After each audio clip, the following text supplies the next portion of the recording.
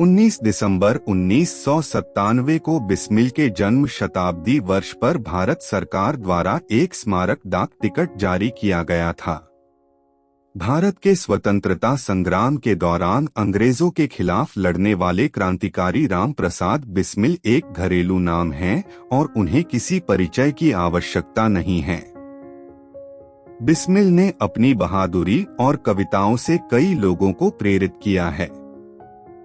भगत सिंह के अधिक प्रभाव बढ़ने पर संगठन का नाम बाद में 1928 में हिंदुस्तान सोशलिस्ट रिपब्लिकन एसोसिएशन कर दिया गया। बिस्मिल के बारे में एक तथ्य जो बहुत से लोग नहीं जानते हैं वह यह है कि जब वह गोरखपुर जेल में थे तब उन्होंने एक आत्मकथा लिखी थी। फांसी से ठीक 2 दिन पहले उन्होंने इसे पूरा किया। इसे 1928 में प्रसिद्ध पत्रकार गणेश शंकर विद्यार्थी ने प्रकाशित किया था। बिस्मिल के माता पिता ने उनके जन्म से 1 वर्ष पहले ही एक लड़के को जन्म दिया था, लेकिन वह जीवित नहीं रह सका। बिस्मिल के जन्म के कुछ ही महीने बाद उनका स्वास्थ्य भी इसी प्रकार बिगड़ने लगा। उनकी जान बचाने के लिए बिस्मिल के दादा ने उनकी स्थिति में सुधार के लिए विभिन्न गुप्त तकनीकों की कोशिश की। 7 साल की उम्र में बिस्मिल के पिता ने उन्हें हिंदी पढ़ाना शुरू किया और एक मौलवी के पास उर्दू सीखने के लिए भी भेजा। बिस्मिल के बाद उनके माता पिता ने 5 लड़कियों और 3 लड़कों को जन्म दिया, जबकि उनकी दादी ने सुझाव दिया था कि लड़कियों को उनकी पारिवारिक परंपरा के अनुसार मार दिया जाना चाहिए। यह उनकी मां थीं जिन्होंने इस विचार का विरोध किया था। यह पहली बार था कि लड़कियों का पालन पोषण उनके परिवार में हुआ। जब बिस्मिल 14 वर्ष के थे तब वे अपने माता पिता से पैसे चुराना और धूम्रपान जैसी कुछ गलत गतिविधियों में शामिल हो गए। हालांकि उसने अपने पिता से चुराए गए अधिकांश पैसे उन किताबों और उपन्यासों को खरीदने में खर्च किए जिन्हें वह पढ़ना पसंद करता था।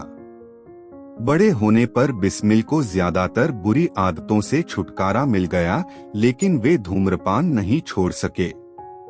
उन्होंने अपनी आत्मकथा में लिखा है कि एक समय वह एक दिन में लगभग 50 से 60 सिगरेट पी जाते थे।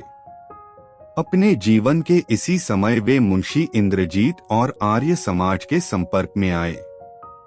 इसके बाद राम प्रसाद ने अपनी जीवन शैली बदल ली और आर्य समाज के कट्टर अनुयायी बन गए।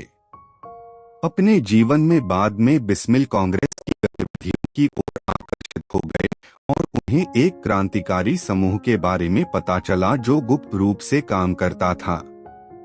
बिस्मिल इसका हिस्सा बन गए और अन्य चीजों के अलावा धन जुटाने, हथियार खरीदने की दिशा में सक्रिय रूप से काम करना शुरू कर दिया। अपनी आत्मकथा में उन्होंने इस बात का जिक्र किया है कि घर छोड़ने के बाद वह कैसे आगे बढ़े और आजादी की लड़ाई में शामिल हो गए।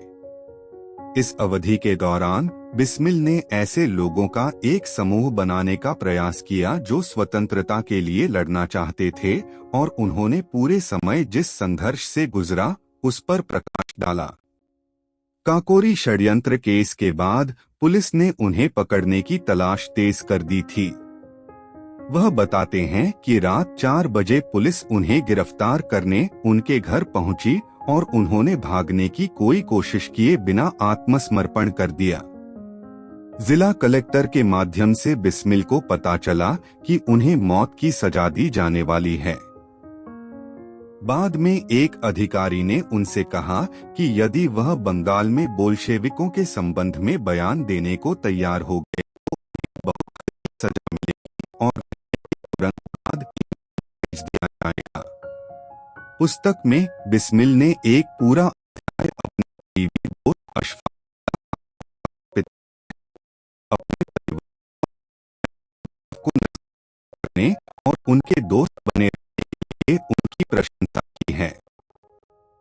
अपनी आत्मकथा के अंत में ने एक घटना का उल्लेख किया है जहां एक पुलिसकर्मी ने उन्हें जंजीरों में डालने की कोशिश नहीं की, भले ही दूसरों को करने की सलाह दी।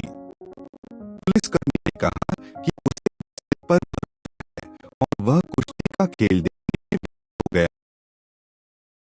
जब उनके पास सजा से बचाने का मौका था, बिस्मिल ने पुलिसकर्मी को धोखा न